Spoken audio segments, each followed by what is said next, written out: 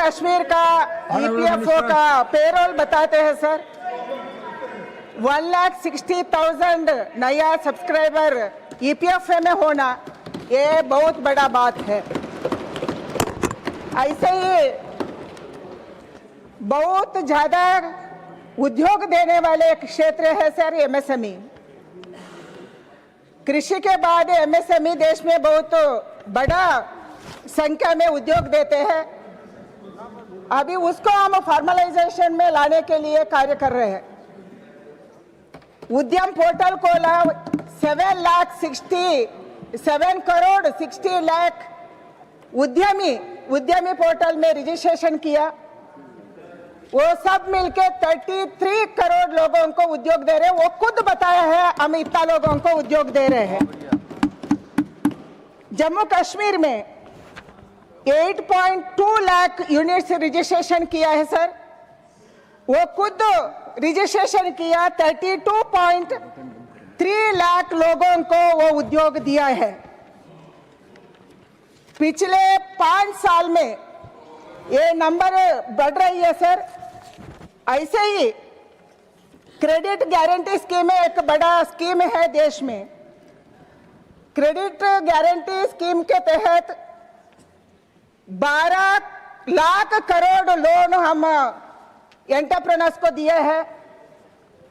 जम्मू कश्मीर में हम 3.5 लाख करोड़ों को 14,390 करोड़ रुपया दिया है सर लोन।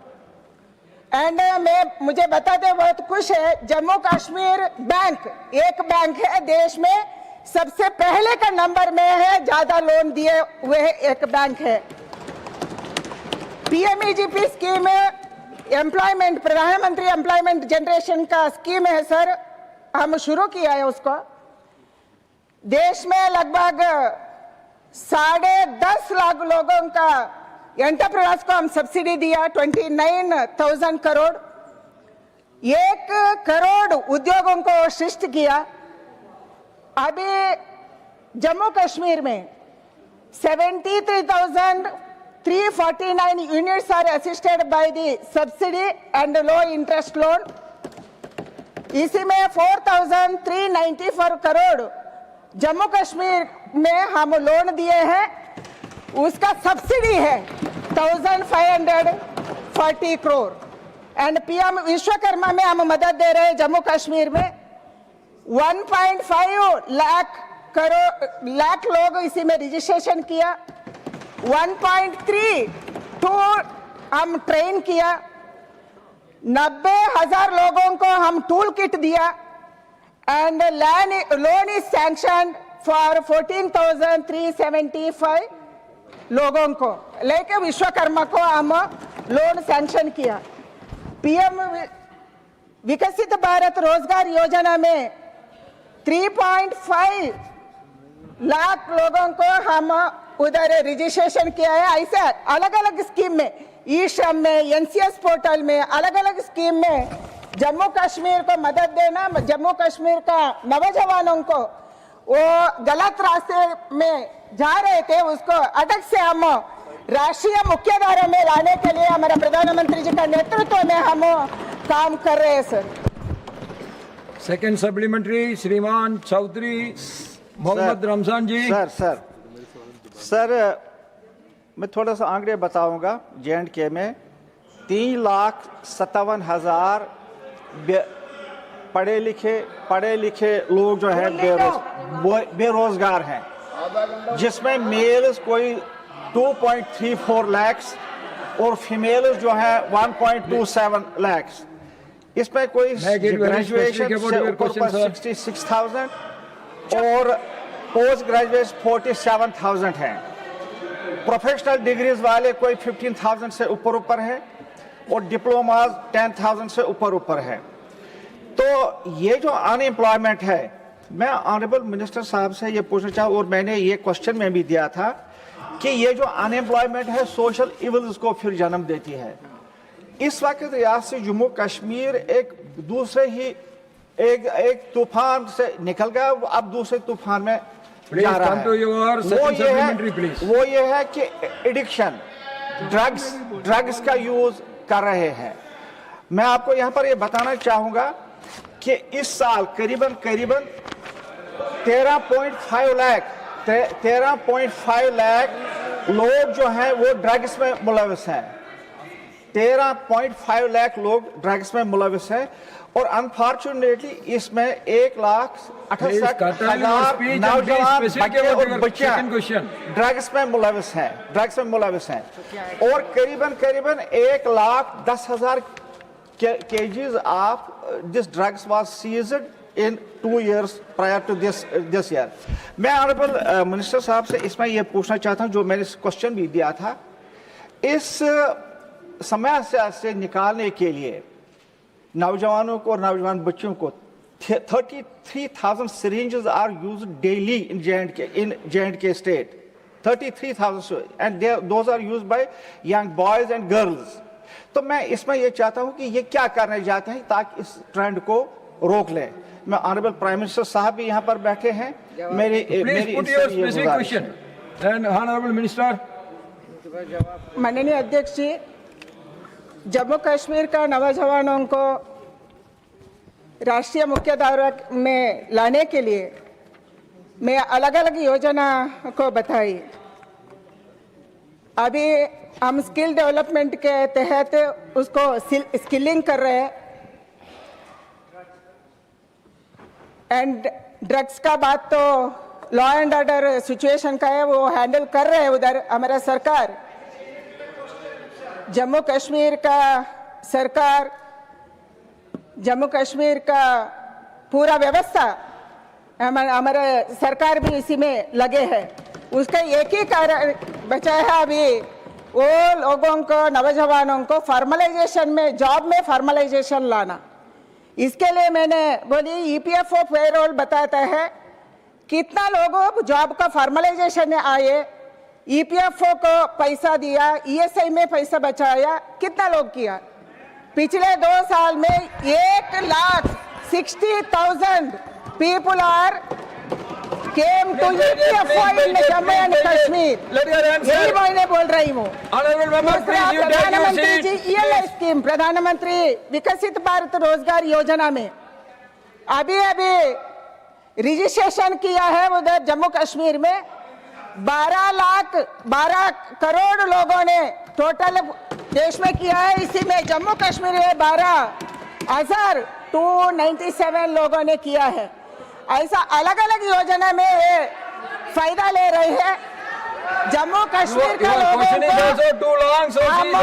गलत रास्ते से राष्ट्रीय मुख्यधारा में लाना चाहते हैं, वही हम करेंगे। आप कुछ भी बोले उसको रास्ते से अड़कने का काम किए, बट हमारा मकसद है कश्मीर को बचाना, कश्मीर के नौजवानों को नया एम्प्लॉयमेंट देना। मैं आपको एक ही उदाहरण देती हूँ सर, मैंने एक बच्चे को फ्लाइट में मिली। That's why I asked you to be very specific about your question. You have given us a long lecture, so she is answering like that. Please take your seat and your answer. देश का इतिहास में पहली बार एक प्रधानमंत्री जम्मू कश्मीर का बच्चे के लिए सोच रहे हैं।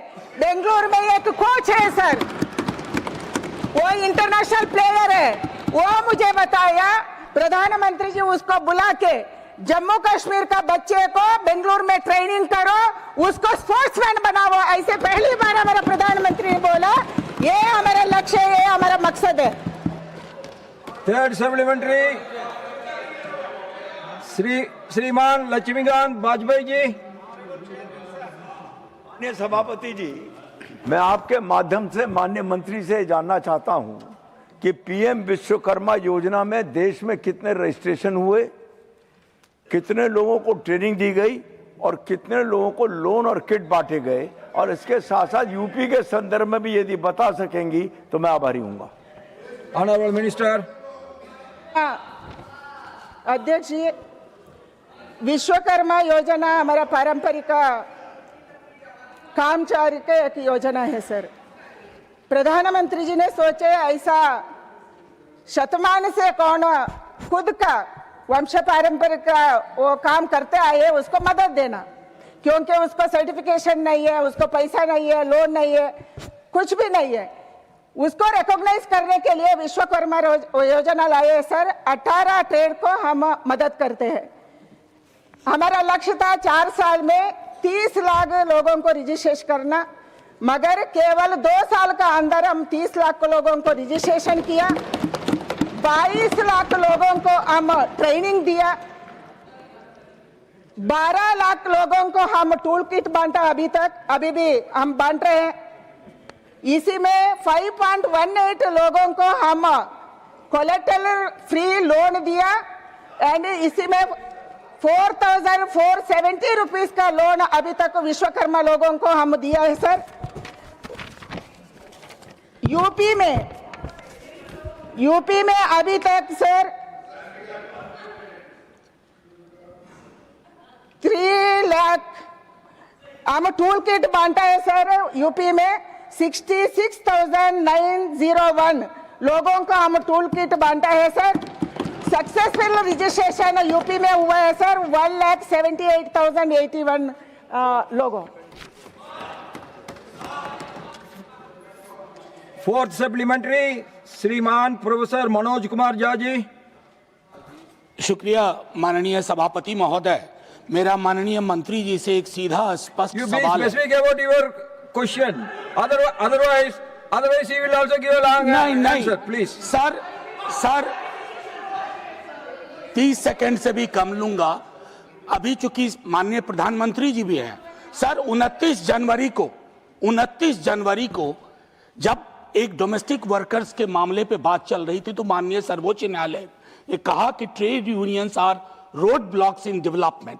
That's part of 1A of my question and the second one is, अब जब कश्मीर का ही मसला है पूरे देश का, गिग और प्लेटफॉर्म वर्कर्स को लेकर के क्या कोई सोशल प्रोटेक्शन प्लान, कोई सोशल सिक्योरिटी प्लान की चर्चा हो रही है? ये मेरा सवाल है, सीधा स्पष्ट और संक्षिप्त जवाब।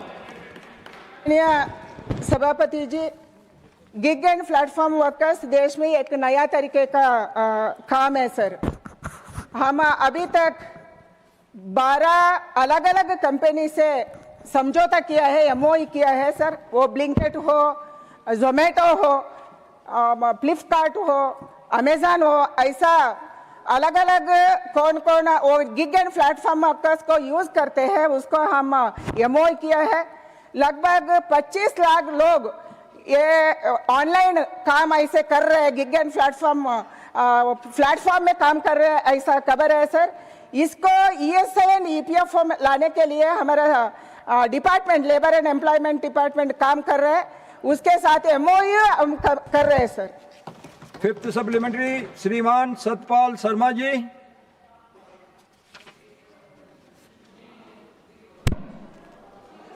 धन्यवाद माननीय चेयरमैन साहब। चूंकि ये जम्मू कश्मीर यूटी के संदर्भ में ऑनरेबल मेंबर ने क्वेश्चन पूछा था, यहाँ तक आंकड़े 23-24 जो इस रिप्लाई में दिए गए हैं, बड़ा अच्छा है कि मैं साधुवाद भी देना चाहता हूं कि लगातार से प्रयासों के कारण और प्रधानमंत्री जी ने एक 28,300 करोड़ का हमें एक इंडस्ट्री को लेकर प्रोपोज किया था। Please come to your specific question please. मेरा ये कहना है कि इंडस्ट्री के माध्यम से हमारे वहां पर इंडस्ट्री काफी मात्रा में लगी है, 28,300 करोड़ रुपया उसके लिए दिया गया था।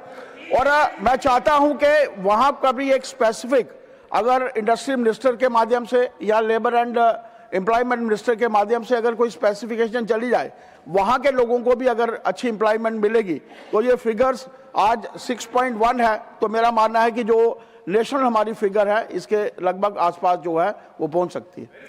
Honourable minister. माननीय सभापति जी, मैं को पहले आंसर में बताया वो PMEGP MSME का अलग अलग योजना में हम जम्मू कश्मीर को आगे लेके जाने के लिए काम कर रहे हैं। इसलिए पहली बार जम्मू कश्मीर बैंक ने लगभग 14,490 करोड़ से ज़्यादा loan credit guarantee Jammu Kashmir का लोगों के लिए किया है। पूरा देश में ये पहली नंबर है। इसलिए प्रधानमंत्री विकसित भारत रोजगार योजना में भी जम्मू कश्मीर के लोगों को जुड़ने का काम हम कर रहे हैं। ऐसे क्लस्टर योजना में 9 क्लस्टर योजना जम्मू कश्मीर में चल रहे हैं सर। इसी में बहुत बड़ा क्लस्टर है, एक क्रिकेट बैट उत्पादन करने के लिए पूरा देश को क्रिकेट बैट को उत्पादन करके वो उधर से अलग अलग प्रांतों को भेज रहे हैं। ऐसा 9 क्लस्टर अलग अलग जगह में चल रहे हैं सर। ये क्लस्टर अनंतनाग में, बारामूला जैसे अलग अलग जगह में चल रहे हैं सर। इसके कारण जम्मू कश्मीर का लोगों को एम्प्लॉयमेंट देने का एंड उधर से उसको एक्सपोर्ट करने का, इंडिजिनस एक्सपोर्ट हो और आउटसाइड द कंट्री हो करने का काम भारत सरकार कर रहे हैं। Now question number 137 through R. Girirajan ji. Honorable Minister. The House. The first supplementary through R. Girirajan ji. Thank you, Honorable Chairman. The Kodangulam nuclear plant, power plant KKNB 3 to 6 in collaboration with Russia and very crucial for the development of the nuclear energy generation in the country. The Honorable Minister in his answer has mentioned that this KKNB 3 and 4 will be completed with a cost of 68,893 crores by 2027. And another KKNP 5 and 6 will be completed with a cost of 69,638 crore by 2030. Sir, my question to Honorable Prime Minister or Minister is whether they would give any assurance to the Parliament that the progress of work in the 4 nuclear power plants at Kodangulam will not be affected anyway due to the recent developments in the India-USA relationship, especially the geopolitical changes after the India-USA trade deal. Sir, also that there will be no more cost escalation and a delay in the commissioning of these 4 important nuclear power plants at Kodangulam, Tamil Nadu. Honorable Minister.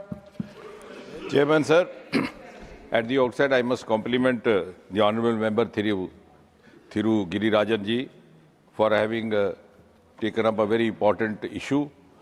And it's a providential coincidence that this issue has been raised for discussion at a time when, following the enactment of the Shanti Law and the enabling provisions in the Budget 26-27, the nuclear program of India is in expansionist mode, and it has been possible because of the courage of conviction and out-of-box thinking of Prime Minister Modi ji that we have opened up the nuclear sector to private players. This is something which was unimaginable till about 5 years ago, and I think the nation and the society had reconciled that we have to function behind a wheel of secrecy. For the first time, we have taken up the global strategy. Also, incidentally, only day before yesterday, we could achieve another record. The Rajasthan Atomic Power Project in Rawalpindi successfully achieved its rated capacity of 700 megawatt on the 10th of February at 5:30 a.m. in the morning. Now, having said that, sir, I think I have every reason to convince the honourable member that he should trust what has been conveyed to him about the Kundakalam timelines. On the contrary, the credit goes to this government. If you trace the history of this plant, sir, the Kundakalam plant was the first time conceived way back in 1988. You can now imagine, almost half a century back. But the construction did not start. The first brick was laid in 2002, that too under NDA government headed by Prime Minister Vajpayee ji.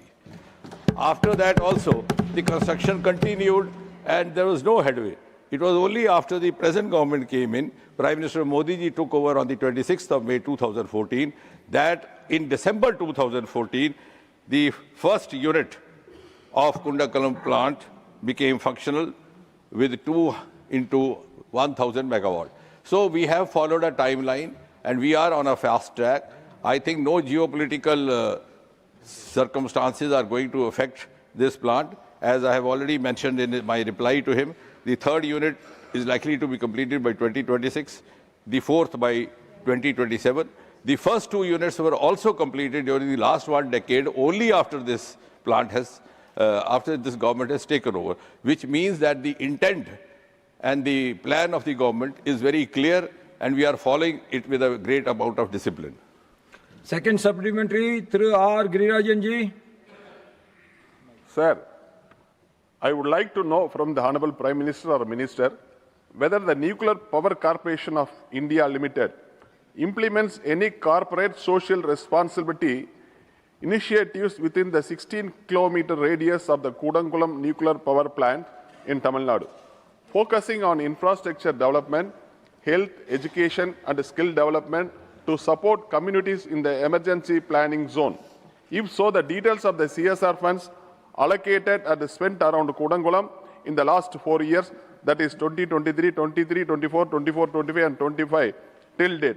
Please give specific answer to the last 4 years only, sir. Thank you, sir. Honorable Minister. Chairman, sir, the NPCIL has been spending the CSIR for the benefit of the neighborhood areas located in the vicinity of the plant, and that is applicable to all. This is also called R&R packages for the neighborhood welfare, which is rehabilitation and resettlement. That is also funded by NPCIL. And if you see the amount so far, Tarapur, which was the earliest one, has received 92 crore rupees, Jaitapur rupees 20-26, and a CSR NPCIL in the year ending this financial year, you have rupees 168 crore, which also includes the Kudankulam. Specific Kudankulam we can furnish to him. Third supplementary, Shriman Jairam Ramesh ji. The likely visit of the President of France in the next few days, I would like to ask the Honorable Minister, what is the current status of negotiations of the 6 into 1600 megawatt nuclear power stations at Jaitapur? The negotiations have been taking place for the last 16 years. There are many problems associated with these negotiations, but will the government, with the arrival of the French president, finally take a call on whether this nuclear power park is going to go ahead or not? Honorable Minister. Chairman, sir, it may not be appropriate for me to jump to a conclusion regarding this, but yes, as the Honourable Member has said, the negotiation has been going on. There have been certain issues which have been sought to be resolved. The technical agreement has been in place. There are certain issues related to the commercial part of it. And there's also, we would also take the Ministry of External Affairs into cognizance and move on in the best interest of the nation. Fourth supplementary, Professor Ram Gopal Yadav ji.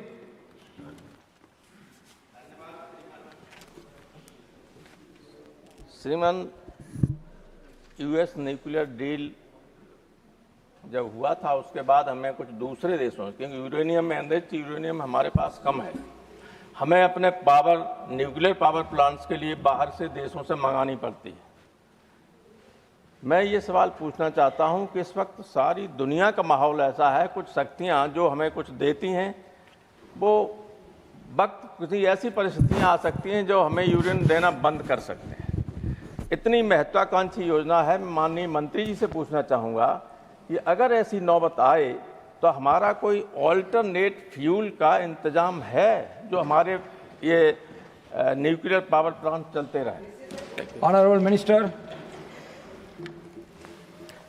सभापति महोदय, गत 10-11 वर्षों में इस sector में भी भारत बड़ी तेजी से आत्मनिर्भरता की ओर बढ़ा है।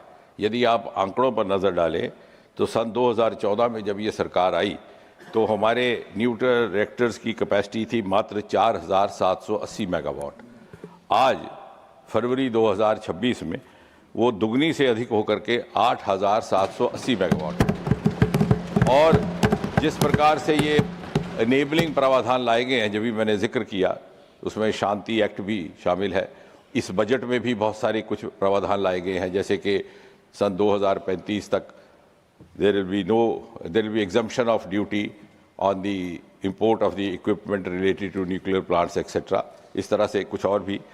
उसके तहत हमारा ये अनुमान है कि सन 2031-32 तक हम लगभग 3 गुना अपनी कैपेसिटी बढ़ा सकेंगे, जिसका अर्थ हुआ कि 22,380 मेगावाट। और अगर केवल आप न्यूक्लियर पावर की बात करें, जिसके साथ ये प्रश्न सीधा सीधा संबंधित Let him answer, है, please, मैं please. वही कह रहा हूँ कि यादव जी, please बैठिए, let him answer. Yadav ji, please बैठिए, you will have to. Yadav ji, let him answer, please. Capacity बढ़ रही है, notwithstanding all those assumptions that you are trying to place.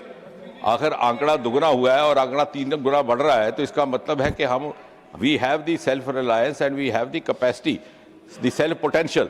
We are not depending on others alone. दूसरी बात ये, हमने पहली बार इस सरकार ने अपनी टाइमलाइंस तय की हैं न्यूक्लियर एनर्जी की। 2025 में आज हम थे 8.8 गीगावाट, 32 में हो जाएंगे 22, 37 में 47 गीगावाट, 42 में 67 गीगावाट और 2047 में 100 gigawatt. So we are moving with confidence. केवल आत्मनिर्भर ही नहीं, आत्मविश्वास के साथ हम आगे बढ़ रहे हैं। 5th supplementary, Dr. Tabiduri ji. Sir, I compliment and appreciate Modi ji government taking efforts to establish the nuclear plants. And minister said regarding the Kudangalam project, it delayed took place long time, and the NDA government only implemented the project. I am happy that. At the same time, sir, you know very well that why the delay took place. There was apprehension in the Kudangalam area. It will affect the local people. At the same time, originally the planned Kerala. At that time, they are not accepted. It has come in Tamil Nadu. I want to know whether because when you are Modi ji government is exerting all the efforts to expand this nuclear project. Please wait here. Some states, if they object, some states object whether the share of the power will go to the states or not. I want to know, because when other states were coming forward, some states are objecting. Why you have to give the power sharing to that state? Whether I want to know that kind of policy that Modi ji government will take on. That I want to know. Honorable Minister. Honorable Chairman, sir, the Honorable Member is a very knowledgeable, well-informed person. Let me start from the last part of his question. As far as the share is concerned, this has been determined not by the Department of Atomic Energy, but this is a time-tested formula developed by the earlier governments and primarily through the Power Ministry. This is called Gadgir formula, whereby 50% of the share is retained by the state in which the nuclear power has been or energy has been generated, 35% goes to the neighboring states, and 15% goes to the central grid. So this has been a formula which has been followed by all, in spite of the fact that from time to time some of the states say that they should get the full share. But then that would not be in consensus with the opinion of all the states put together. Now, as far as the delay in safety is concerned, I would use this